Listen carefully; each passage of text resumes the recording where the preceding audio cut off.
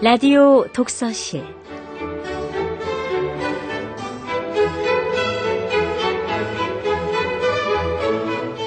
이 시간 진행의 김갑수 문화평론가입니다.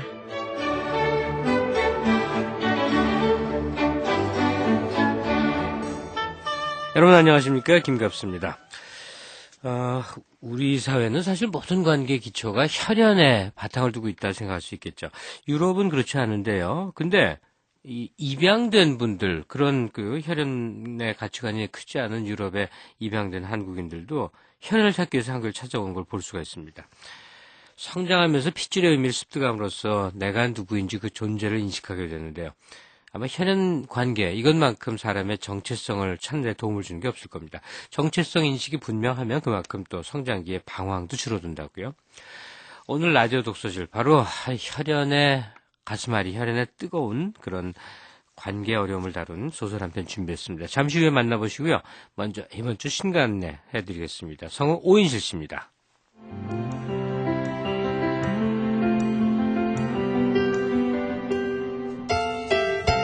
닥터 노먼 베순, 스콘 리어링 자서전 등 품위 있는 평전들로 널리 알려진 실천문학의 역사인물 찾기 시리즈 20번째 책으로 김산평전이 출간됐습니다. 타협을 모르는 불굴의 의지로 조국 독립을 위해 투쟁했으나 공산주의의 기치 아래 싸웠기 때문에 역사의 뒤안길에서 잊혀지는 비운을 겪은 김산. 이 작품은 항일투쟁사 전체를 통찰하는 맥락 속에서 김산의 존재 의미를 확인하고 주변 인물들의 다양한 시각을 덧붙여 복원해냈는데요. 소설가 이원규 씨가 썼습니다. 경제학 교수와 기업 컨설턴트가 들려주는 일상 속의 흥미진진한 의사결정 이야기, 판단력 강의 101이 에코의 서재에서 나왔습니다. 이 책은 현명한 판단을 이끄는 14가지 의사결정의 원칙들을 풍부한 사례를 곁들여 알기 쉽게 설명하고 있는데요. 미국의 저명 경제학자 데이빗 핸더슨, 찰스 후퍼가 같이 쓰고 이순희 씨가 우리 글로 옮겼습니다. 현생 인류의 탄생과 성장, 미래가 담긴 진화보고서 거울 속의 원숭이가 해나무에서 나왔습니다. 이 책에는 인간의 기원과 진화적 미래에 대한 흥미로운 이야기를 방대한 과학적 지식과 참신한 시각으로 담고 있는데요. 미국의 유명 화석 인류학자 이언 테더솔이 쓰고 정은영 씨가 우리 글로 옮겼습니다. 네, 라디오 독서실 오늘 소설가 윤대냥 씨 작품입니다. 편백나무 숲쪽으로, 이런 제목의 작품인데요. 먼저 작가 소개를 간단히 해드리겠습니다. 윤대냥 씨, 1962년생입니다. 충남 예산생으로 90년에 문학사상으로 등단을 했습니다. 오늘의 젊은 예술가상, 이상문학상, 현대문학상 많은 상을 수상을 했고요. 소설집으로 은하낚시 통신, 남쪽 계단을 보라, 장편에 옛날 영화를 보러 갔다, 추억의 아주 먼 곳 등 여러 권의 책을 낸 바가 있습니다. 네, 오늘 작가 윤대냥 씨 전화로 모시겠습니다. 안녕하세요. 예, 안녕하십니까. 편백나무 숲쪽으로, 이 작품은 언제 쓰신 건가요? 올 봄에 그 개간집에 발표한 것 같아요. 예. 이번 작품을 읽어보니까 다시 옛날 영화를 보러 갔다 시절로 돌아간 것 같은 그런 느낌을 받는데요. 과거에 쓴 작품들을 특별히 염두에 두고 쓰진 않거든요. 가끔 이제 그런 경우가 있어요. 작품을 쓰다 보면은 저도 모르게 이제 과거에 썼던 작품과 이미지가 연결된다든가, 아니면 제가 원래 붙잡혀 있던 어떤 시원에 관한 문제, 또 그 존재에 관한 문제로 나도 모르게 돌아가고 있구나. 네. 이런 느낌을 받을 때가 가끔 있습니다. 작품 안에 대정에 든다 하는 그 모티브가 대화에 나오면서 계속 이어지는데, 조금만 더 설명을 해주시면 어떨까요? 그게 이제 불교 용어이기도 하고요. 예. 또 한편 이제 유학자들이 이제 가끔 쓰는 말이기도 한데, 뭐 소설 속에는 큰 고요함, 이렇게 표현되어 있거든요. 예. 이제 뭐 유학자들이 말하는 것이든 또 뭐 불교 쪽에 있는 사람들이 말하는 것이든 외연의 어떤 해탈이라고 할까, 니르바나, 어떤 번뇌의 불이 꺼지는 그런 상태의 어떤 고요한 상태에 든다. 예. 어떤 존재의 마지막 단계가 되겠죠. 주인공은 이제 백부, 그러니까 아버지 형한테서 이제 성장을 하고, 아버지가 병이 나서 이제 되돌아왔는데 어딘가로 사라져버린 상태. 그 아버지를 찾는 그런 상황입니다. 뭐 구체적인 모티브를 얻게 된 경위가 있습니까? 작년에 그 전라남도 장성 있지 않습니까? 예. 광주 바로 그 옆에 있는 거기 이제 백양사 백양사요. 쪽을 여행하게 됐어요. 아, 그러셨어요? 거기에 알고 보니까 이제 옛날에 그 임권택 감독이 그 태백산맥을 촬영하던 곳이라는 것을 가서 알았거든요. 거기가요? 예. 그 전체가 지금 편백나무 숲으로 돼 있더라고요. 네. 네, 거기 갔을 때 제가 느꼈던 게 이제 어려서 이제 성대 다닐 때나 저희 선산에 갔을 때 깊은 숲속에서 길을 잃고 헤맨 적이 있거든요. 예. 그러면서 그때 저도 이제 아버님이 이제 그때 외제 나가 계셨고 그 백보 밑에서 자랐는데 아, 윤대영 씨 그때 스스로 이미지가 이렇게 그랬군요. 떠올라서 예. 아들과 아버지 관계 또 떠나 있는 아비와 또 남아 있는 자식 이런 관계는 뭘까 갈등의 관계는 예. 그런 생각을 하면서 뭐 생각을 상당히 묵혀뒀다가 올 봄에나 쓰게 됐습니다. 아, 그게 작가 가슴속에 오래오래 묵었던 얘기군요. 예, 마음속에 좀 남아있던 게 나온 것 같아요. 예. 아니, 근데, 윤대영 씨는 사실, 뭐, 오해는 마시고, 유명 작가는 개인사가 그냥 작품 속에 녹아들거든요. 아니, 큰아버지 아래에서 자라셨군요. 예, 조부님, 그러니까 할아버님하고 예. 큰아버님 두 분 밑에서 살았거든요, 오랫동안. 조금 남다른 성장기라고 할 수 있겠군요. 뭐 저는 꼭 그렇게 생각하지 않아요. 왜 우리 시대 다들 이제 전후 세대들이 먹고 살기가 힘들었고, 예.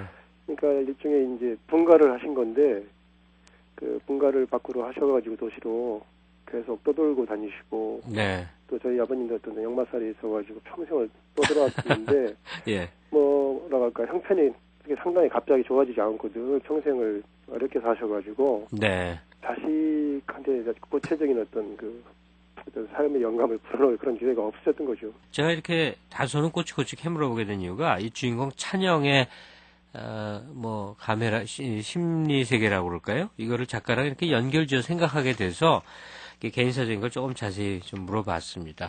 예, 작가 윤대영 씨의 올 봄에 발표한 신작입니다. 편백나무 숲 쪽으로 함께 감상하시겠습니다.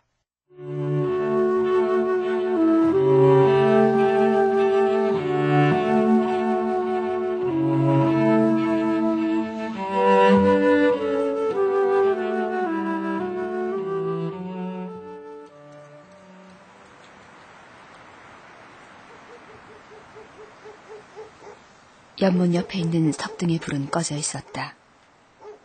집 뒤란 대나무 숲에서 내려온 바람이 찬영의 목덜미를 서늘하게 훑었다. 부엌에서 흘러나온 빛을 보고 찬영은 그쪽으로 발을 옮겼다. 찬영이냐? 예. 늦었어요. 아휴, 이 무심한 사람 같으니라고. 백무는 메마른 손으로 찬영의 손을 더듬어 잡았다.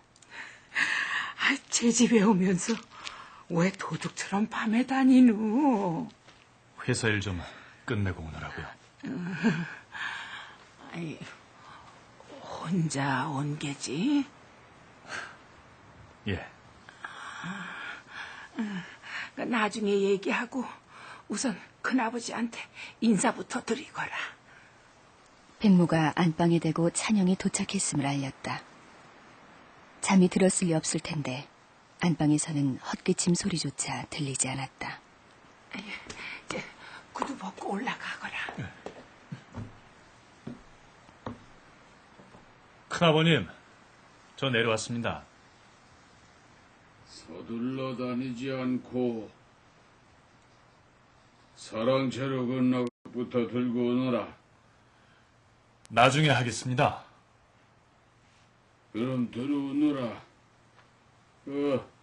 자넨 술상 좀 봐서 드리고. 예.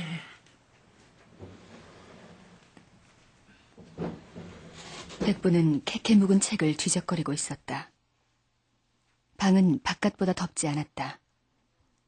찬영이 엎드려 절을 하고 바닥에 꿇어 앉을 때까지 백부는 고개를 들지 않았다. 오랜만에 들렀구나.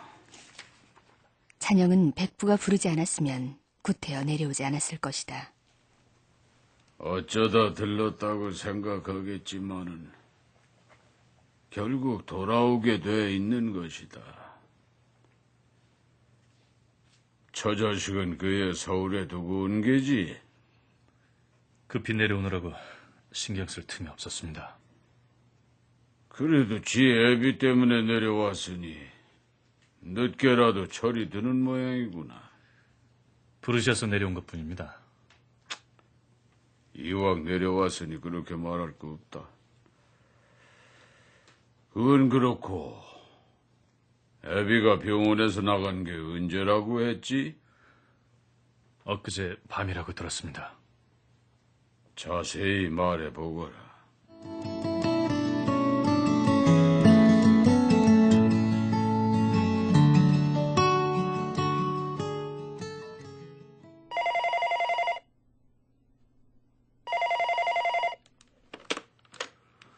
여보세요? 예, 중환자실로 옮겼으니까 보호자께서 급히 오셔야 됩니다. 중환자실이요? 아니, 왜요? 잘 아시다시피 장기에 복수가 차서 주기적으로 주사기로 빼내고 있는 상황인데 갑자기 복부가 부풀어 올라서 호흡장애가 왔어요.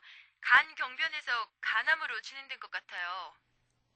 산소 마스크를 쓰고 누워있는 아버지의 얼굴을 지켜보다가 찬영은 간병인을 불러놓고 집으로 돌아왔다.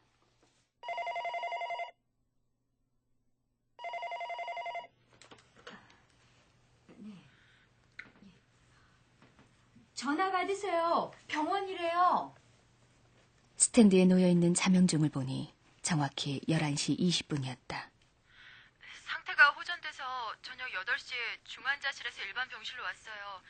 근데 간병인이 잠깐 자리를 비운 사이에 환자가 사라졌습니다. 아니, 지금 그게 무슨 소리예요? 죄송합니다. 저는 댁으로 가신 줄 알았어요. 아니, 근데 왜 이제야 전화를 하는 겁니까? 찬영은 아내의 시선을 의식하고 전화를 끊었다. 찬영은 백부에게 전화를 걸어 사실대로 알렸다. 저 아무래도 집으로 가신 게 아닐까요? 집이라면은 주문진 말이냐? 거기가 아니라면 어디로 가셨겠어요? 거긴 아니다. 그쪽으로 다시 갈 요량이었다면은 왜 고향으로 왔겠느냐? 아버지는 병든 몸을 이끌고 35년 만에 고향집으로 돌아왔다. 아버지는 백부의 끈질긴 설득으로 찬영이 살고 있는 서울. 도대체 무슨 속셈이야? 왜 주문진에서 임종을 맞지 않고서 고향으로 돌아왔지? 더군다나 버리고 떠났던 자식은 왜 찾아왔어? 병원에 또 갈 거예요? 가봐야지. 큰아버지를 생각해서라도. 큰아버님은 왜 그렇게 챙기세요? 부모님을 대신해서 날 키워주신 분이야. 자식이라고 키우지도 않았으면서 무슨 면목으로 자식 신세를 지는지 참 뻔뻔하시지. 나도 좋은 건 아니지만 당신이 그렇게 말하면 내가 섭섭하지. 하루를 꼬박 기다리고 나서 어젯밤 다시 전화가 걸려왔다.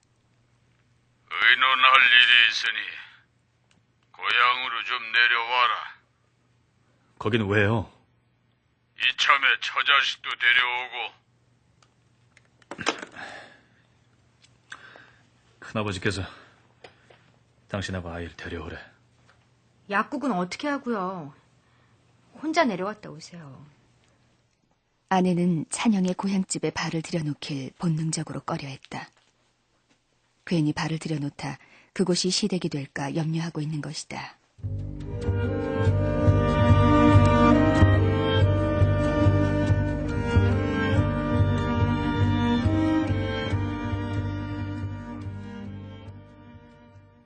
이쪽 전화번호를 어찌 알아냈는지 오늘 아침녘에 애비에 잘하는 사람한테서 연락이 왔었다. 그쪽도 찾고 있는 눈치도구나. 애비가 주문진을 떠나오면서 쪽지에다 이제 고향으로 돌아갈 것이니 기다리지 말라고 적어놨다더구나. 찬영은 민망하고 기가 막혔다.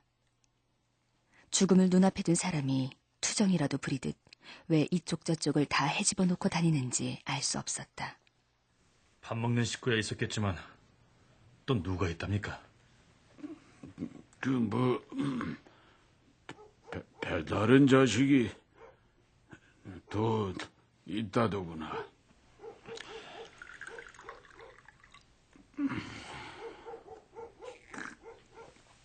그쪽은 더 이상 생각할 게 없지 싶다. 주문진 말이다. 그렇다면 어디로 간 걸까요? 정종 서너 잔에 금세 얼굴이 불쾌해진 백부가 형광등을 끄곤 촛불을 켰다. 네 애비가 어디로 간 것 같으냐? 주문진으로 돌아가시겠죠. 그래도 거기가 한결 나을 테니까. 거기는 아니래도. 소나기처럼 대숲을 쓸고 가는 바람소리가 들려왔다. 자식을 버려두고 집을 나간 양반의 속내를 잊어서 제가 어찌 알겠습니까?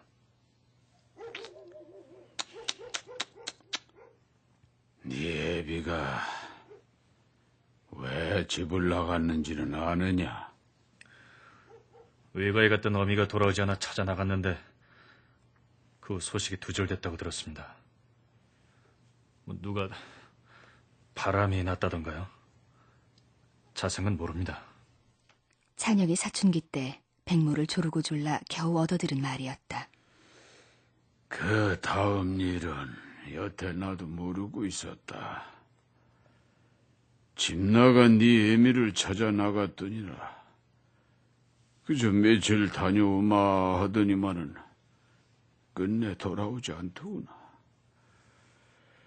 그저 찰나를 못 버텨 미망에 사로잡히는 것이 또 사람의 일이지 싶다. 거렁뱅이 꼴로 떠돌다 2년 후에나 속초 근처에서 겨우 찾아냈는데 짐작대로 남의 여자가 돼서 병든 채 살고 있다고 하더니라.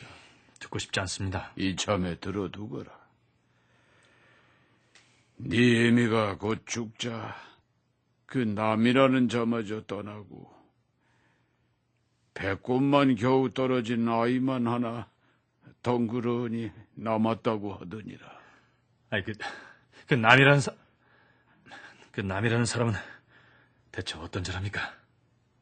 낸들 자세히 알겠냐마는 네 애미가 여기로 시집 오기 전에 눈이 맞았던 자라더구나.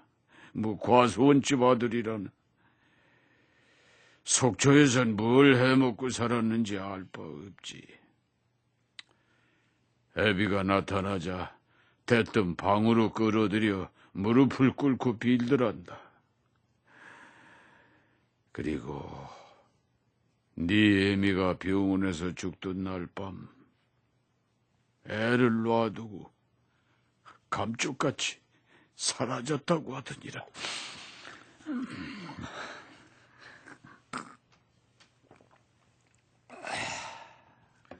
그 핏덩이를 거둬 네 애비가 키웠더니라. 차마 집으로 돌아올 수가 없어 주문진으로 내려가 식당 여자에게 맡겨 키우다 거기서 그냥 살림을 차렸다고 하더니라. 입에 담을 얘기는 아니다마는 그 후에 딸까지 하나 더 두어 함께 키웠다지. 네 애미가 낳은 사내 자식은 올해로 34이 됐다고 하더라. 사람 구실을 제대로 못하고 남의 배나 얻어타며 근근히 입에 풀칠이나 하며 산다더라. 그 나이에 처자식도 거느리지 못하고 말이다. 딸내미는 출가해서 원주 어딘가에 산다고 들었다. 그게 다 누구 얘기입니까? 며칠 전에 네 애비한테 들은 얘기도 있고 대개는 오늘 아침에 주문진과 통화를 하다 알았다. 귀가 뜨거워서 아주 혼났다. 찬영도 얼굴이 달아올라 마땅히 눈돌 때를 찾지 못했다.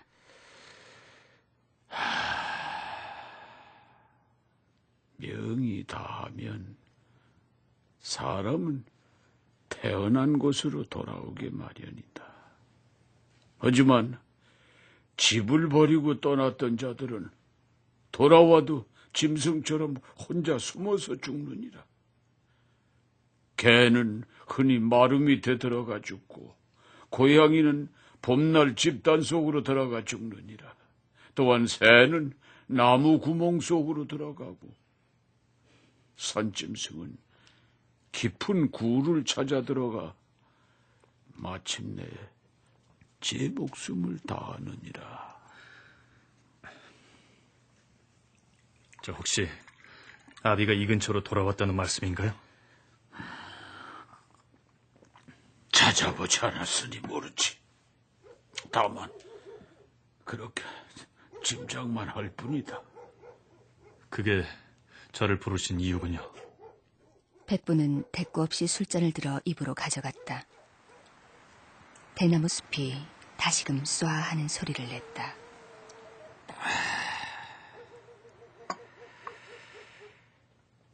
네 애비가 돌아온 밤이었다. 사랑채 마루에 앉아 이 얘기를 나누다 곧 대정에 들고 싶다고 하더니라. 대정이 무엇입니까? 큰 고요함에 든다는 뜻이겠지. 큰 고요함. 너도 알겠지만은 이 뒷산을 넘어가면 거기서부터 300만 평의 편백나무 숲이 펼쳐져 있느니라. 나도 오래전부터 그저 듣기만 하고 보지는 못했더니라. 거기 깊은 숲속 어딘가에 토굴이 하나 있는데 그 안에 수백 년 된 뱀이 한 마리 산다고 들었다. 집채만한 아주 큰 뱀 말이다. 찬영은 어렴풋한 유년의 기억을 떠올렸다. 종종 알 수 없는 기척에 깨어나 찬영은 문을 열고 밖을 내다보곤 했다. 문을 닫고 누우면 기척은 사라지고 없었다. 새벽마다 찬영은 동면에 들었다 깨어난 뱀처럼 내내 몸을 뒤척거렸다. 그 뱀은 대정에 들어 가까이 다가가 보아도 죽은 듯 움직임이 없고 또한 소리도 없다고 들었다. 철이 바뀔 때마다 숨을 한 번 크게 몰아쉬는 정도가 고작이라고 하더구나. 네 조부님한테서 들은 얘기다. 네 애비와 나는 한동안 그 뱀이 있다는 토굴을 찾아다닌 적이 있었다. 하지만 근데 찾지도 보지도 못했다. 근데 네 애비가 그날 사랑채 마루에서 그 얘기를 꺼내더구나. 이제 편백나무 숲으로 가서 대정에 들리라고 말이다. 그리고 그 전에 너를 꼭 한번 봤으면 하고 말하더니라. 백부가 잠시 바람을 쏘이겠다며 밖으로 나갔다.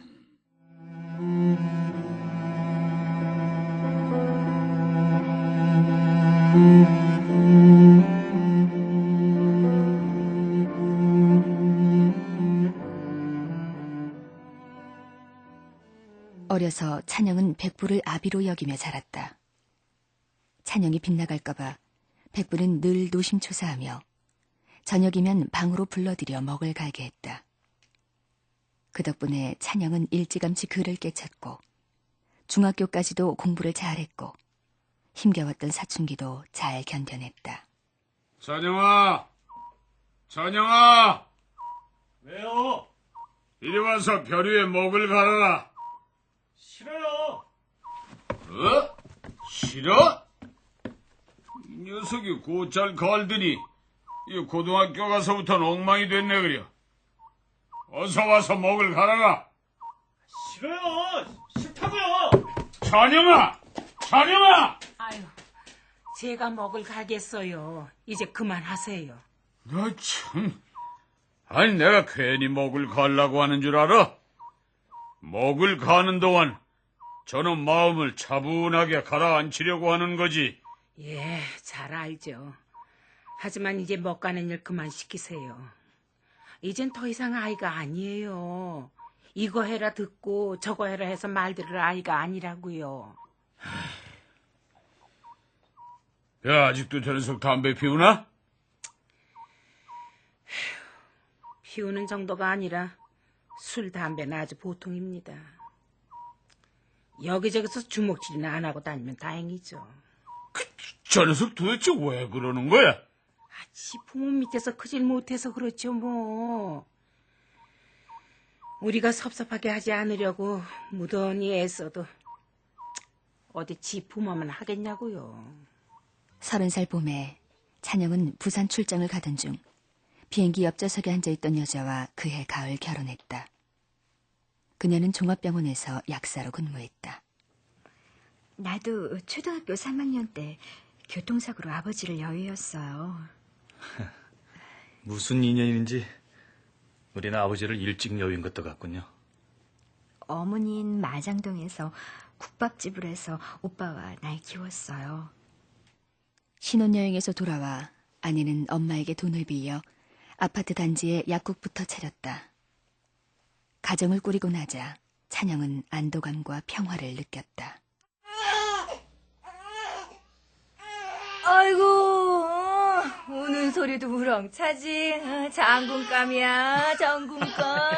아이고, 이제 장모님 팔 아프신데 아기 그만 내려놓으시죠. 아유, 팔 아프긴. 아직도 끄떡없네. 이 두 팔로 우리 아이들 거뜬히 길러내고 보란 듯이 성공해서 이렇게 큰 갈비집을 하고 있잖아. 꽃나무 말라 죽지 않게 물은 자주 주고 있지? 아유, 그럼. 엄마가 일주일이 멀다고 와서 확인하는데 알아서 잘 모셔야지. 아이고, 이 먼지 좀 봐라. 어? 사람 좀 불러다 집안 청소 좀 깨끗이 해라. 엄마가 사는 집도 아니고 먼지가 있어도 내 맘에 들면 되는 거니까 그만 간섭해요. 말하는 거 좀 봐, 싸가지 없이. 자, 애나 받아. 예, 주세요.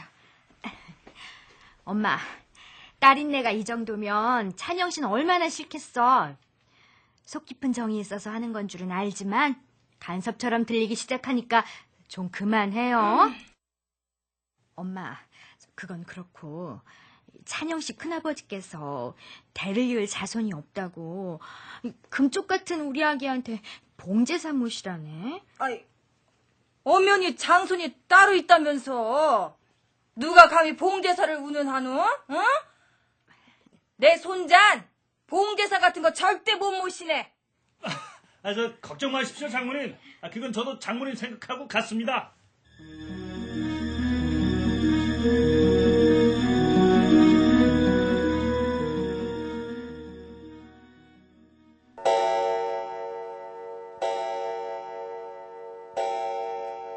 백부는 아직 돌아오지 않고 있었다.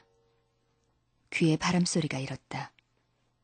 백부와 나누었던 말들이 반딧불처럼 떠다니고 있었다. 네 애미가 낳은 사내 자식은 올해로 34이 됐다고 하더라. 왜 아버진 그 아이를 걷어 키워야만 했을까? 아버진 정녕 돌아올 수 없었던 것일까? 출가해서 원주에 산다는 아버지의 딸은 나와는 어떤 관계일까?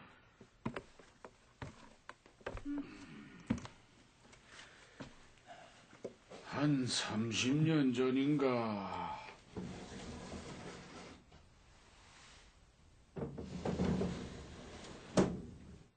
너를 데려가리라 애비한테 편지가 왔었더니라. 찬영이 눈가에 슬쩍 눈물이 고였다. 왜 이제 와서야 그 얘기를 털어놓는 걸까? 하지만 그렇게는 안 된다고 내가 써보냈다. 아니, 왜 그러셨습니까? 결국 그때가 처음이고 마지막이었을 텐데. 편지가 도착했을 때 너는 고작 9살이었느니라.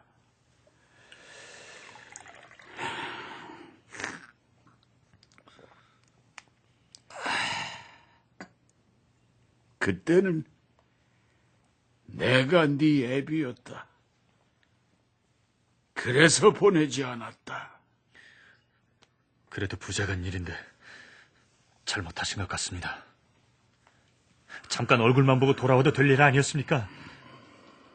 거기서 뒤섞여 살긴 저도 싫었을 테지만 그때 보았더라면 그 후로도 가끔 보며 살았을 게 아닙니까? 찬영은 내심 가소로운 생각이 들었다. 그는 부모 없음을 차라리 다행으로 여기며 살아왔던 것이다. 그러면은 이제라도 한번 만나볼 테냐? 그래.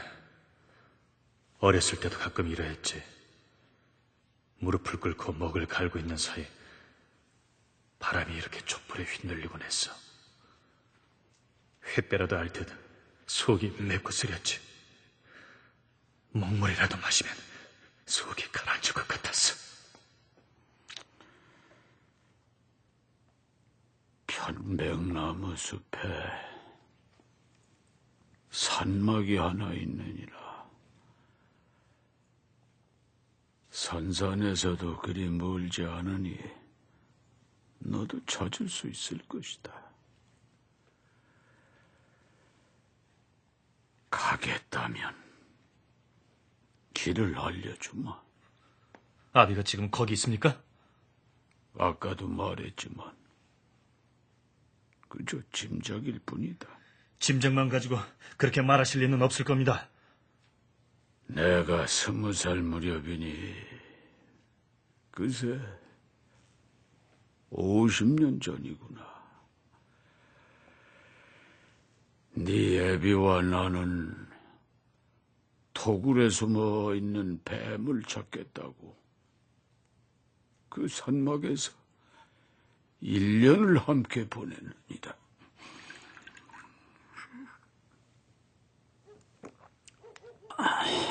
하지만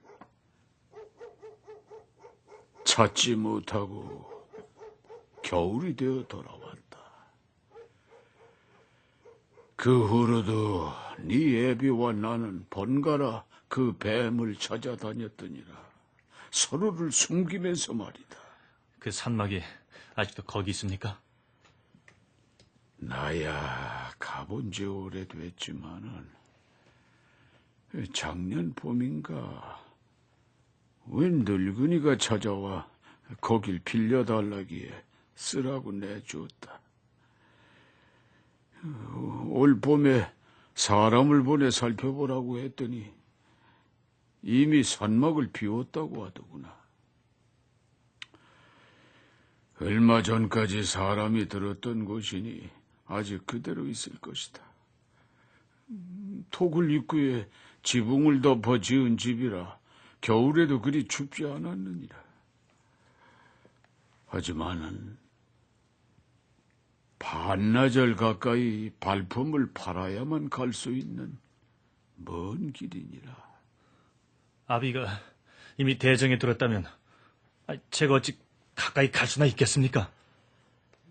그렇다면 문을 사이에 두고 소리로서 나눌 수 있을 것이다. 산이 깊어 가더라도 날이 밝아야 할 것이니 그만 건너가서 쉬거라. 큰애미가 사랑채에 자리를 봐뒀을 것이다.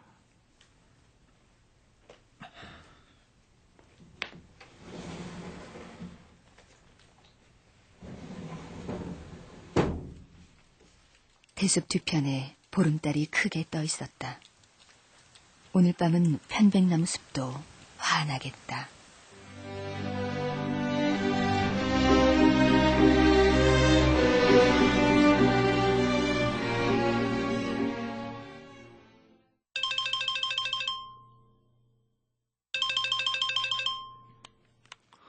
여보세요. 기다리다 못해 전화했어요. 저 아이는 새벽 1시인데 벌써 잠들었죠. 뭐해? 맥주 마시고 있어요. 그래, 뭐래요? 아버님 행방은 알아냈어요? 아직 알 수 없어. 근데 왜 거기까지 사람을 불러내렸대요? 아니, 뭔가 하실 말씀이 있었던 게지. 아버님은 왜 이제야 나타나서 주위를 어수선하게 만드시는지 모르겠어요. 아니, 내가 그렇게 생각하더라도 당신은 그렇게 말하면 안 되는 거잖아. 수화기 속에 일순 차가운 침묵이 고였다. 섭섭하게 들으라고 한 말은 아니니까 염두에 두지 마. 내일 올라와요? 하루 이틀 더 머물다 올라갈지도 모르겠어. 그럼 회사는 어쩌고요? 내일 오후에 당장 광고 집행회의 있다고 그랬잖아요. 아침에 전화해서 사정을 얘기해야지. 그게 그래도 되는 일이에요? 아버지 일인데 이해해 주겠지.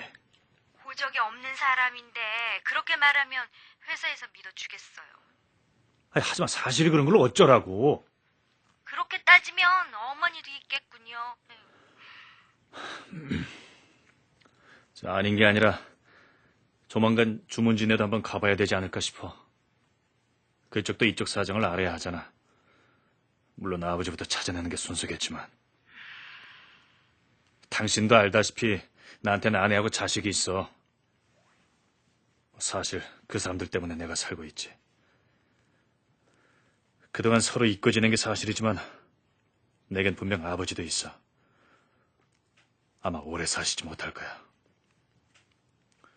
돌아가시기 전에 얼굴이라도 다시 봤으면 싶은 게 내 심정이야.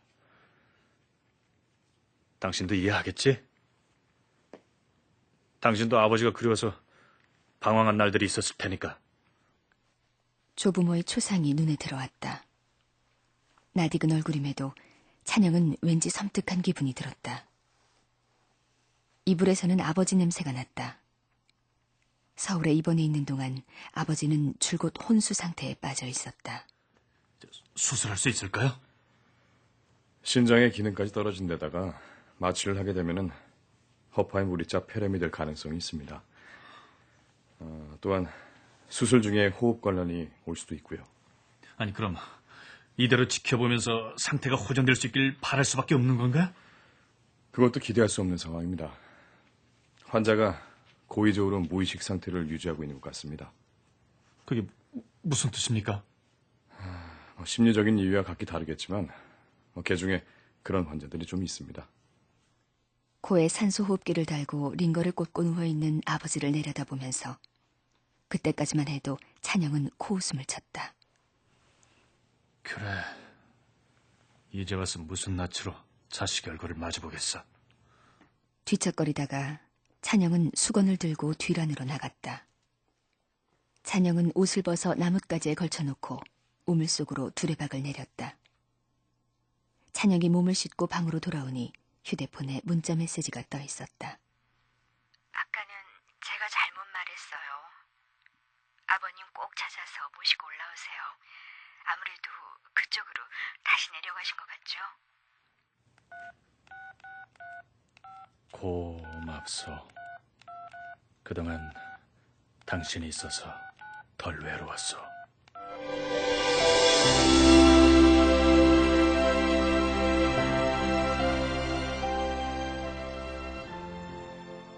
새벽 5시에 사랑채에서 나와 찬영은 안채 대청마루 앞에 섰다. 지금 가렵니다. 어디로 가려느냐? 우선 산막으로 갑니다. 어디에 있는지도 잘 모를 텐데. 찾을 수 있을 겁니다. 오래전의 일이긴 하지만 언젠가 큰아버지의 뒤를 밟아 산막 근처까지 가본 적이 있으니까요. 가거라.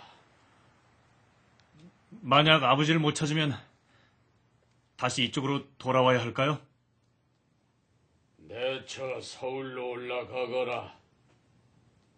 거기에도 없다면은 쉽게 찾을 수 없을 것이다. 그래도 그 숲 어딘가에 계시겠죠? 아마 그러리라. 차후에는 그 숲이 네 애비의 무덤이라고 생각하거라. 마루에 새벽빛이 다가와 어른거렸다. 연못의 꽃봉오리들도 부풀어 오르고 있는 참이었다. 비 온다더라. 아침부터 비가 온다더구나. 거기 편백나무 숲에 말이다. 찬영이 대문 밖을 나서자 그새 목덜미에 한두 방울씩 비가 듣고 있었다.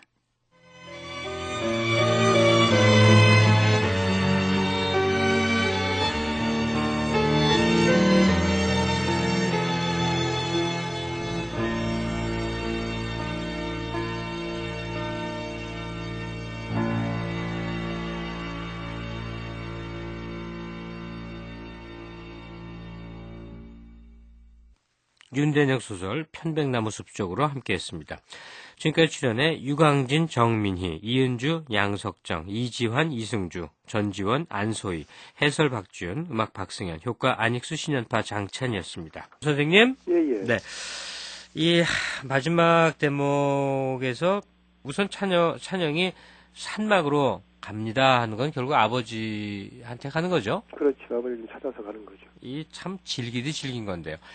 이 혈연이라는 거 어떻게 생각하십니까? 생명이 뿌리하는 어떤 기본적인 어떤 조건이 있고 또 우리 사회에서의 어떤 오랫동안 내려왔던 유교 사회에서의 그 가족제도 네. 그 현의 의미는 사실 굉장히 남다른 데가 있지 않겠어요? 네. 끊어낼 수 없는 그야말로 한자 그 표현 그대로 혈연인 것 같아요.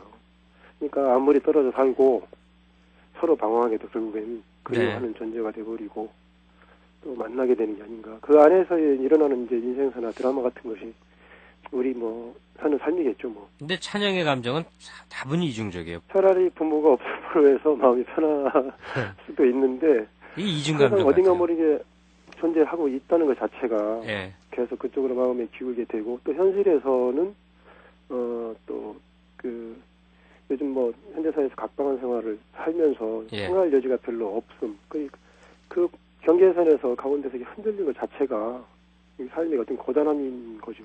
예. 전반적으로 이제 가족제다가 조금씩 해체되면서 우리한테 보편적으로 심정적으로 겪고 있는 부분들이 아닌가 저는 그렇게 또 생각합니다.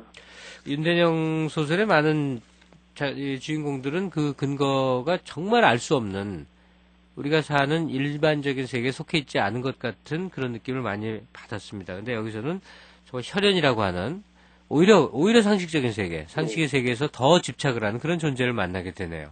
저 개인사적으로도 그렇고 그동안 작품에서 밖으로 떠들고 어떤 기승전결 없이 세계 밖에 나가 있고 네. 하는 것들을 오래 겪고 한 20년 이상 겪다 보니까 글쎄 좀 근본에 관한 문제, 특히 네. 이제 부모, 자식, 주변에 관한 문제에 굉장히 집착하게 되는 것 같아요. 소설 주제나 어떤 내용이.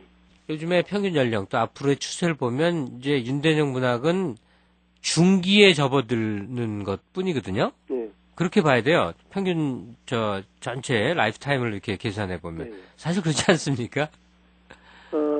사실은 그 시하고 달라서 예.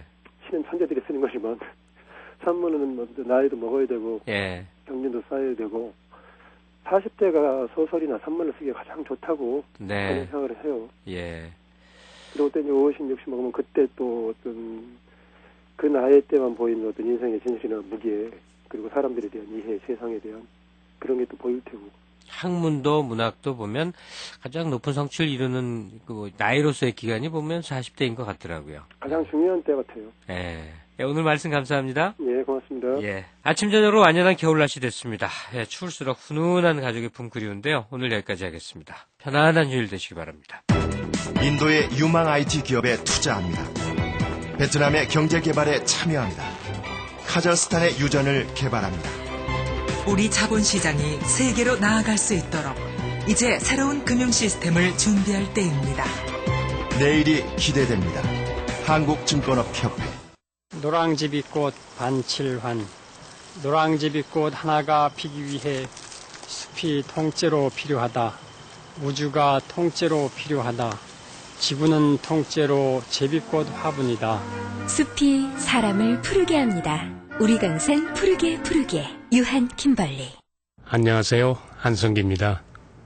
얼마 전 서재를 정리하다가 옛날 LP판을 꺼내 들었습니다. 이야, 이 노래 오랜만인데. 어디? 예전엔 아내와 함께 커피 한잔하면서 이 노래 참 많이 들었었는데 가만히 있자. 커피 한잔 해야지. 음악의 향기에 그윽한 커피 향기까지.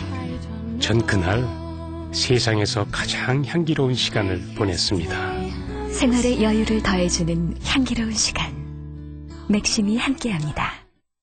전 둘이한테 하루가 멀다고 국제전화를 하지요. 제 휴대폰 보세요. 00700 수도 없이 찍혀 있잖아요. 그럼 집에서는요? 집에서도 당연히 00700이지요. 국제전화. 휴대폰도 집전화도 당연히 00700. 손님, 제 핏이 너무 잘 어울리세요. 아, 예. 저 딴 것도 한번 입어볼 수 있어요. 이게 손님 스타일이에요. 예. 아이, 별론데. 제대로 말 안 하면 손해봅니다. 엔진오일 갈 때도 지크 XQ요. 라고 똑 부러지게 말하세요. 차값을 생각하면 지크 XQ. 킥스 엔진오일만의 특별한 선물을 받는 방법. 하나, 주유스 칼텍스 주유소에서 5만원 이상 주유한다. 둘, 보너스 카드 영수증에서 당첨을 확인한다. 셋, 킥스 엔진오일 교환 가격의 50%를 할인받는다. 50만 명이나 추첨한다니 놀랍네요. 자세한 사항은 킥스.co.kr을 확인하세요. 라디오 독서실 지금까지 극본 송윤지, 기술 이흥규, 연출 승원지였습니다.